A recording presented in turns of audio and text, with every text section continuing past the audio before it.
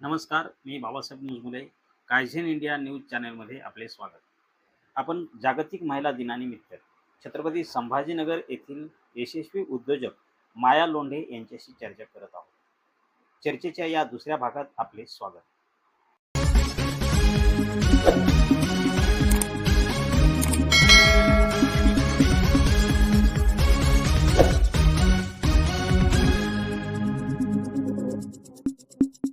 या उद्योग व्यवसायाला तुम्ही नेमकी सुरुवात कधी केली आणि कशा स्वरूपात झालेली आहे या संदर्भात सांगा.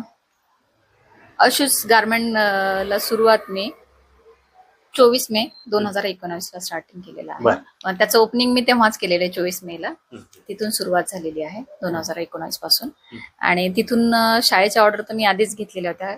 गारमेंट टाकायच्या आधीच मी शाळेच्या ऑर्डर चालू केलेल्या होत्या. म्हणजे मार्केटिंग स्वतः सुरू केलं होतं? हा, मी मार्केटिंग आतापर्यंत स्वतःच करत होते. आताच फक्त ह्याच वर्षीपासून आणखीन 2 जण त्या मार्केटिंग साठी ऍड केलेले आहेत.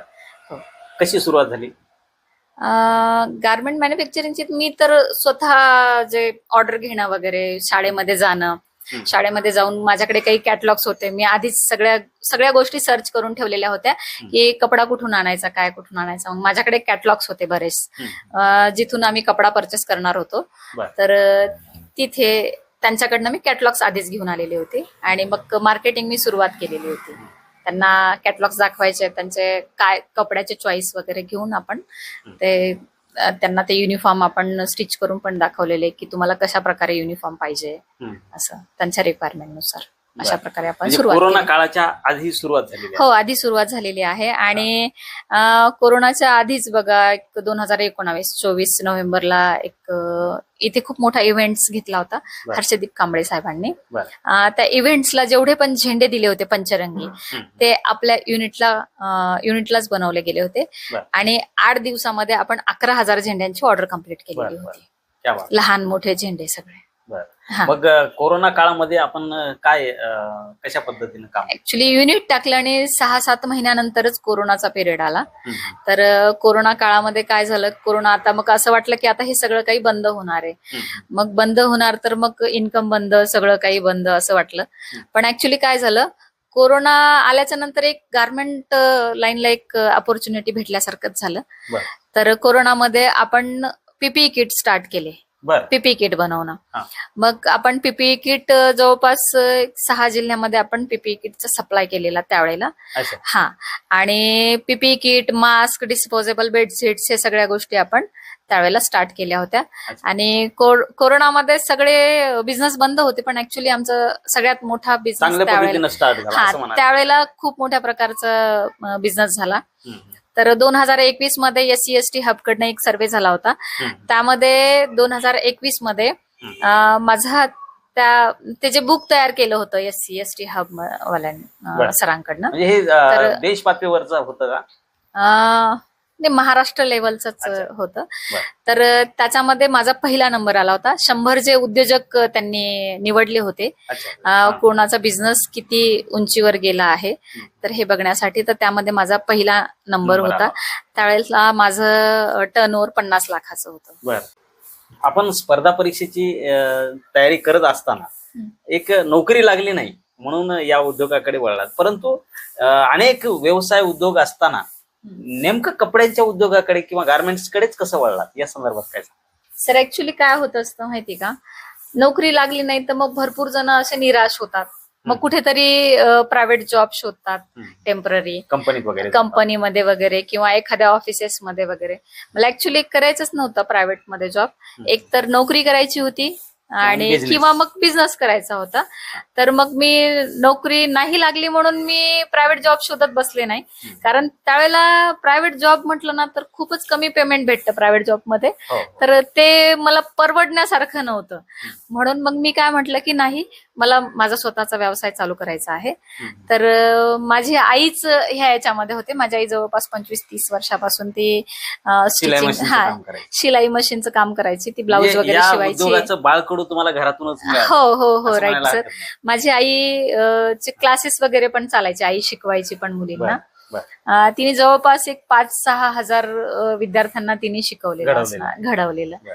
आणि खूप सारे म्हणजे तिचं ते टेक्निक पण वेगळं होतं शिकवण्याचं.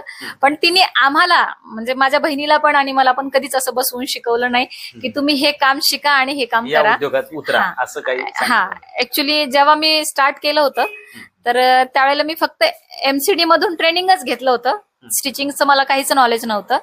पण हा उद्योग स्टार्ट झाल्याच्या नंतर जे पण माझे मास्टर होते माझ्याकडे जे कटिंगला यायचे, तर त्या कटिंगवाल्या मास्टरांकडनं मी सगळं काही शिकलेली आहे. बर. म्हणजे कटिंग करणं, स्टिचिंग करणं, सगळ्या गोष्टी. म्हणजे असं वाटलं की बाबा कधी जर हे अवेलेबल नसतील आपल्या युनिटला तर आपण त्यांची जागा आपण भरून काढूया. म्हणजे ते जे काम पण बंद काही पडलं नाही पाहिजे. काम बंद नाही पडलं पाहिजे.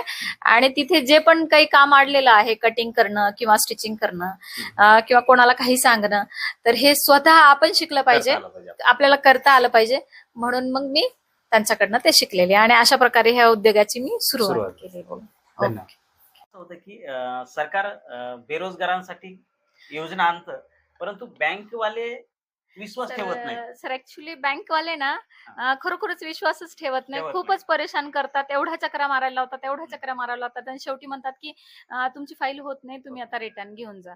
म्हणजे हा हा तरुणांसाठी जो आहे ना खूप मोठा घात आहे, आघातच म्हणावा लागेल आघातच त्याला. म्हणावं. की फायनान्शियल म्हणजे करण्याची इच्छा असून पण बँक काय करते की त्यांचं प्रपोजल करत नाही. एकीकडे सरकार सांगतं की आम्ही तुम्हाला स्वावलंबी बनवू, हा हा हा स्वतःच्या पायावर बरोबर उभं करू बरोबर. आणि योजना डिक्लेअर केल्या जातात. हा डिक्लेअर परंतु ती अंमलात येण्यासाठी मुख्य अडचण जी आहे ती बँक आहे बँक आहे. असं म्हणायला हरकत नाही. हो.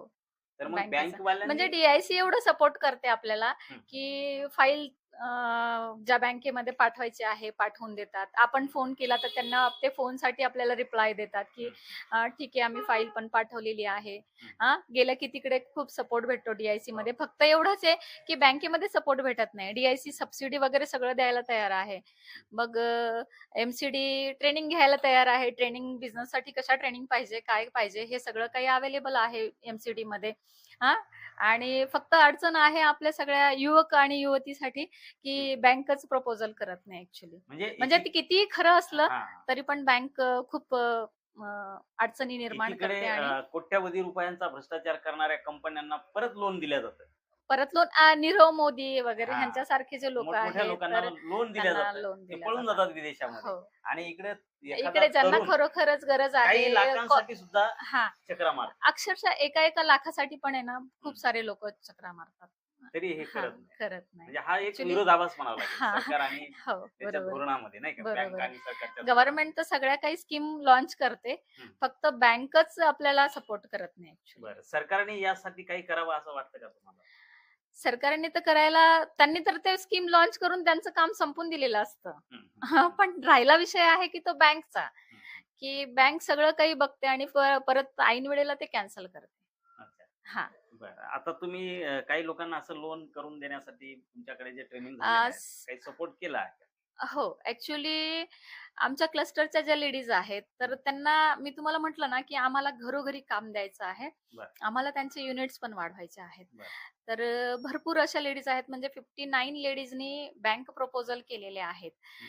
कोणाचे 10 लाखाचे, कोणाचे 3 लाखाचे, कोणाचे 50 लाखाचे आहेत. तर असे प्रपोजल आहेत आणि मग ते बँकेमध्ये गेलेले आहे. DIC ने आम्हाला सपोर्ट केला. ते सगळे प्रपोजल बँकेत पाठवलेले आहेत.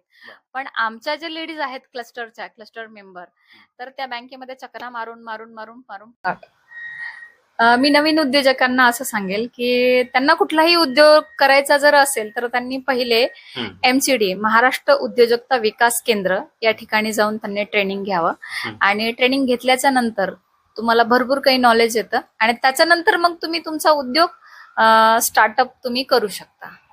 हा हे मी नवीन उद्योजकाला सांगेल ही गोष्ट. म्हणजे नोकरीच्या मागे न लागता तरुणांनी एक उद्योजकाकडे वळावं. हो. आणि त्यासाठी MCD आहे. MCD आहे ट्रेनिंग देण्यासाठी. प्रत्येकाचं ट्रेनिंग तिथे होतं. माझं भरपूर सारे ट्रेनिंग तिथे झालेले आहेत. माझं इम्पोर्ट एक्सपोर्टचं पण ट्रेनिंग तिथेच झालेलं आहे. टी शर्ट विविंगचं जे ट्रेनिंग होतं माझं मुंबईचं मी तिथूनच केलेलं आहे. म्हणजे भरपूर साऱ्या बॅचेस मी तिकडनं ट्रेनिंग घेऊन केलेले आहेत. वा. आणि DIC चे पण बरेचसे प्रोग्राम्स होत असतात, तर त्याच्यामध्ये पण त्यांनी इम्पोर्ट एक्सपोर्ट वगैरे ह्या सगळ्या गोष्टी तिथून मला शिकायला भेटलेल्या आहेत. आता भविष्यामध्ये आम्ही जे एक्सपोर्ट करणार आहोत तर त्या ट्रेनिंगच्या बेसवरती, ते तर सर्टिफिकेट पण आहे माझ्याकडे, वा. आणि त्या ट्रेनिंगच्या बेसवरती म्हणजे भरपूर सारं नॉलेज मला त्या ट्रेनिंग मधून आलेलं आहे. तर बरं. हा, त्याचा तर सध्या बेस कुठे आहे. कुठे माल जातो तुमचा? सर सध्याला बीडला आहे, जालना आहे, हम्म. नांदेड आहे, बरं. हिंगोली. आपण कायझेन इंडिया न्यूज चॅनलची चर्चा केली आणि आमच्या व्ह्युअर्सला, आमच्या तरुणांना एक उद्योजक कसं बनावं या संदर्भात परिपूर्ण माहिती दिली. त्याबद्दल आपले खूप खूप धन्यवाद. धन्यवाद सर.